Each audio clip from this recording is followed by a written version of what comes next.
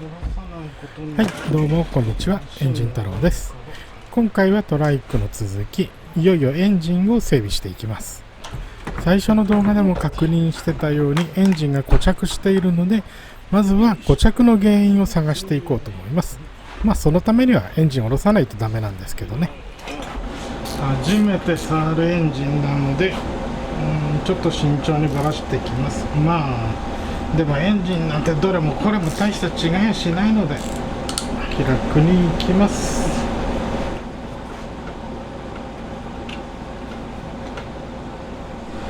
とりあえずはカムチェーンを外せばなんとかなるかな。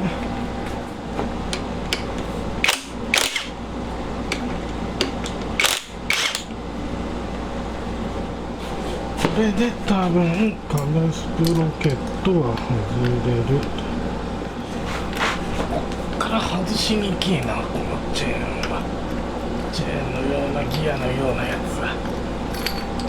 カムは結構軽く回るからバルブ系じゃないな。そうするとやっぱシリンダーとピストンの固着かな。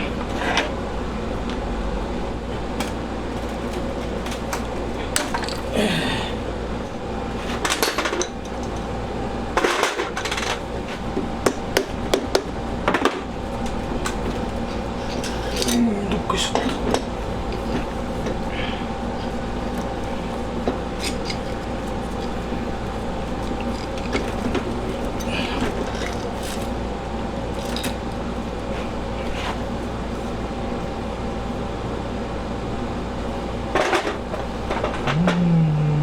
なんかひどい。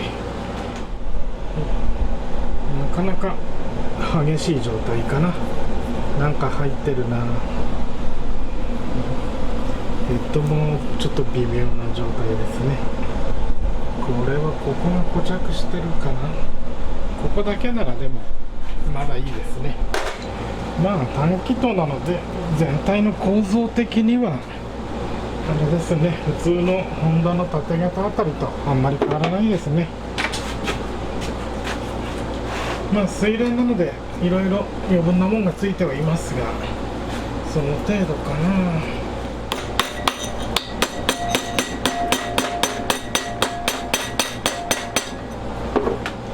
予想通りっちゃ予想通りですが、どうでしょう。ピストン、シリンダーヘッドまで交換かな。場合によっちゃヘッドは使えりゃ使いたいですね。このまんま浸透スプレーをぶわっとかけてしばし待ちましょう。あんまり焦って通ってもいいことなさそうなので、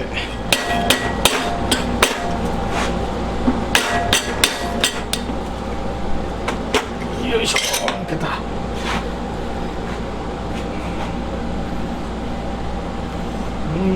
これは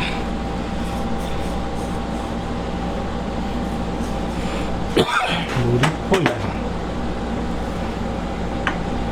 クランクシャフトが生きてるのが救いか。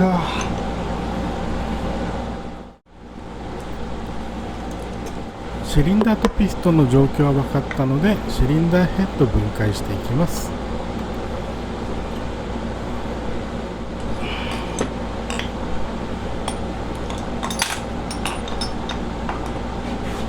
カムシャフトは特に損傷はないですね。綺麗なものです。ヘッドの中も特に目立った損傷もなく普通ですね。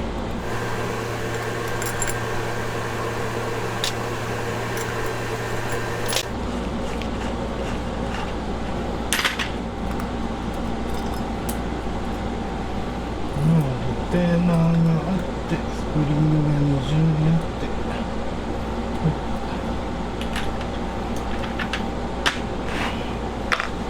よいしょ。バルブが外れてと。予想通り錆びがひどいですね。フェイスの部分は意外と大丈夫なので、磨いて組み付ければ OK ですね。ヘッドはなんとか活かせそうです。助かりました。とりあえずシリンダーピストン周りガスケットで済みそうですね。だいたい状況が分かったので部品発注してきます。やっと中国から部品が届きました。ガスケットキットですね。今回使うのはジェネレーター側のカバーの部分だけなんですけど、ここですね、ここのガスケットを新しくしなきゃなんないので一回外しちゃったので、あとシリンダーとヘッドガスケットに関してはこのシリンダーキット丸ごと買った時にくっついてきたんで、それを使います。ボアが 69mm ですね。結構ボアが広いです。その割にストロークが狭いのが特徴ですね。シリンダー買うと、ピストンやピストンリング、ピストンピンも一緒にくっついてきますね。親切なキットと言えるんでしょうか。何でもいいです。で、ピストンの中にはピストンピンとクリップと、さらにバルブステムシールですねがくっついてます。さて、やっと揃ったので組んできますか。組んでくというか、直すというか、とりあえずは元あった通りに戻すだけなんですが、今回は特に何もいじりません。とにかく元通り組み立てて、まずエンジンかけるとこまで行きたいですね。何がベースのエンジンなんでしょうね。これはちょっと見たことない感じですけど、このエンジンのベース誰か分かる人いたら教えてほしいですね。パッと見オフ車っぽいような気がしなくもないんですが、結構思ったより重量が軽いんですよね。ミッションはリバースがくっついたリバトラ用のミッションになっているんですが、どうもカタログ見ると普通の5速もあるみたいなんですよね。部品の入手に関してはあまり入手性がいいとは言えませんが、今回のように有駅経由でなら部品探せるので、主要部品に関してはなんとかなると思います。ただパーツリストっていうものが存在しないので、細かい部分に関してはどうでしょうね。何か別のものを代用していくしかないのかもしれないです。ちょっとその辺が不便ですね。ホンダの横型みたいにかなりの部分が丸コピーだったりすると部品入手楽なんですけどね。あと選択肢も広がるのでいいですよね。ホンダ横型コピーの場合は場合によっては他の中華のものを代用したりとかいろんな方法が取れるので結構やりようがあるんですが、これに関しては自分もよく知らないのでどの程度代用が効くのか不明ですね。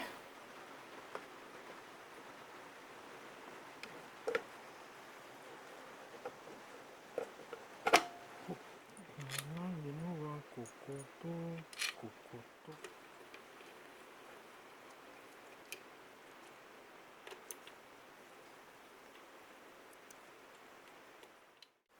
オイルリングは裏も表もないんだよね。とりあえずなんですよね。どっこいしょっと。入ったと。でピストンピンを入れてと。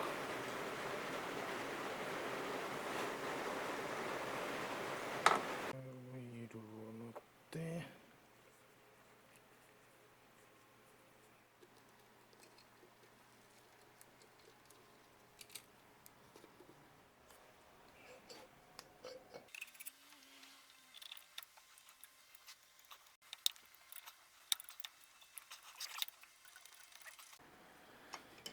よし。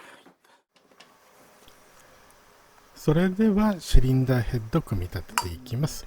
錆がひどかったバルブは磨いてみたら意外と大丈夫でしたね。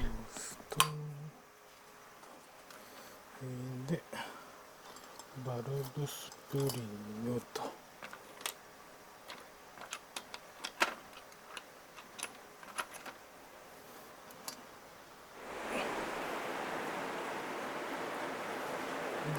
コッターをはめていきます。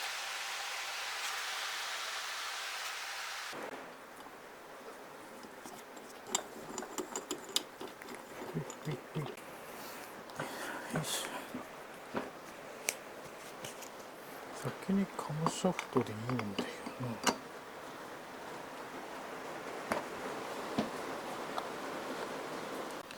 組み抜き、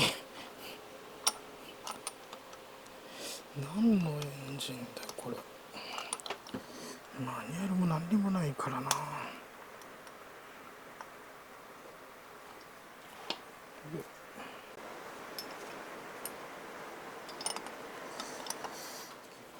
あ、痛い痛い。組み立て順序がなんか片っぽはまったので、もう片方ですね。次はノックピン刺さるのは対角、こことここと。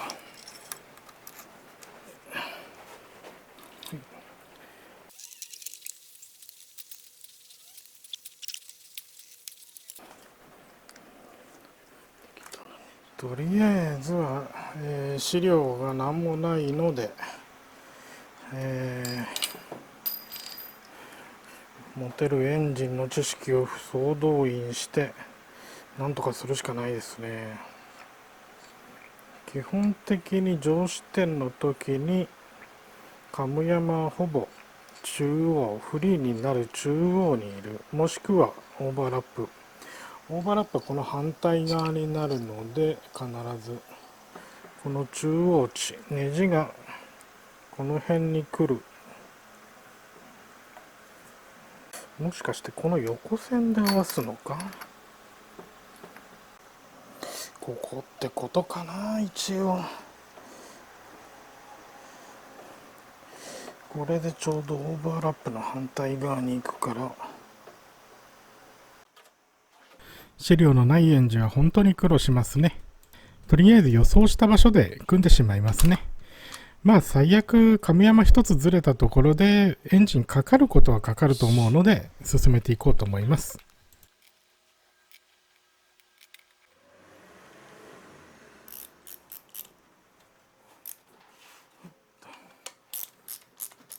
よし。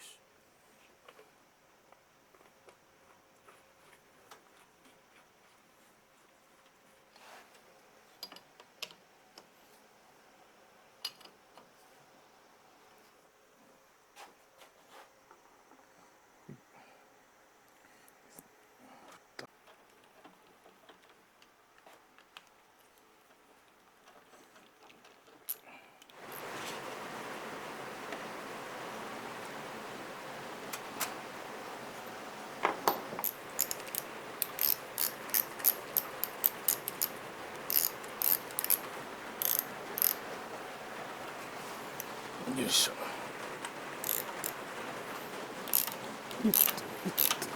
よっ。はい。ああ、やっとエンジン組めた。これで OK と。比較的軽いエンジンとはいえ脱着が結構大変なので、今度時間のある時に手動のフォークリフトみたいなのを作ってエンジンの出し入れを楽にしたいですね。汎用性を高めておけば他の車両にも使えると思うので作ってみたいですね。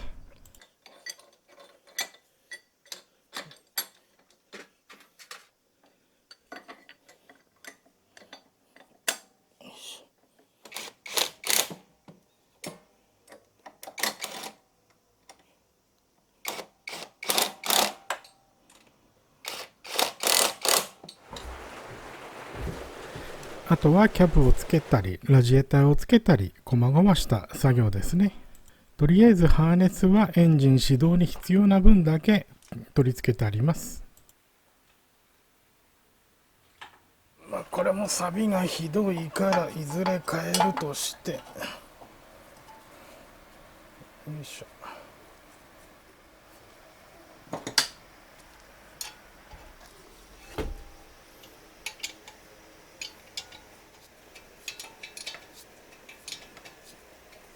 こんなもんで、このままいくとカウルが溶けてなくなっちゃいますね。マフラーこっから出てこうつながる方がいいね。マフラーはこれ使いますね。Amazon で買った安いやつです。これをくっつけて、よいしょっと。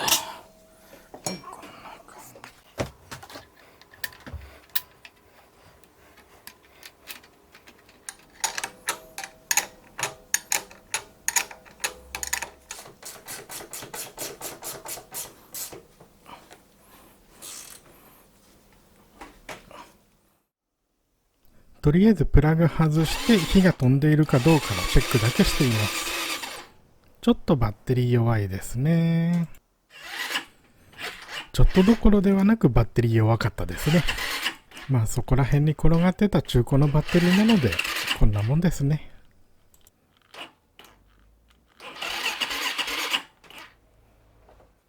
充電したり並列につないだりいろいろ試しましたがダメそうなので新しいバッテリーにしようと思います。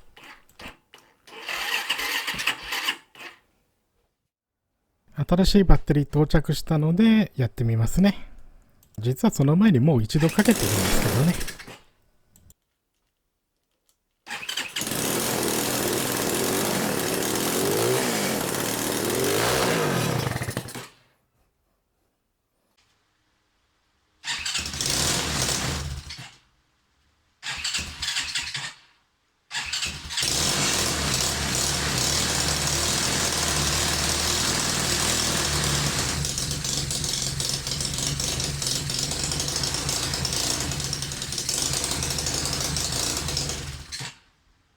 いまいちアイドリングが安定しませんね。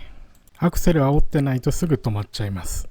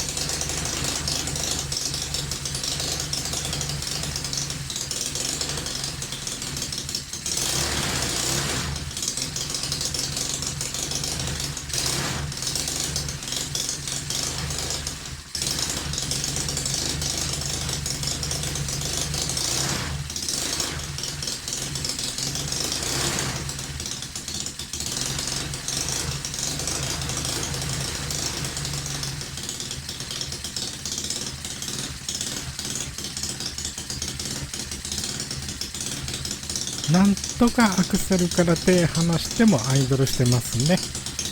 でもまだちょっとなんかおかしい感じはします。止まっちゃいましたね。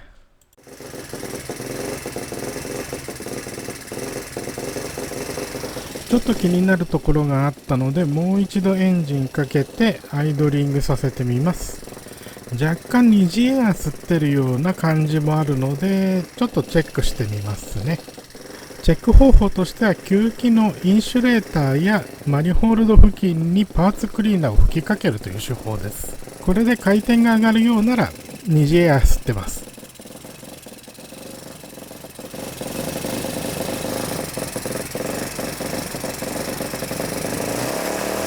回転が上がったので二次エア吸ってるということが判明しました。どうやらゴムのインシュレーターのひび割れが原因のようですね。とりあえずインシュレーターについては新しいのが来るまではこれを応急修理して使っておきます。今回はここまでとなります。どうもご視聴ありがとうございました。また次回もよろしくお願いします。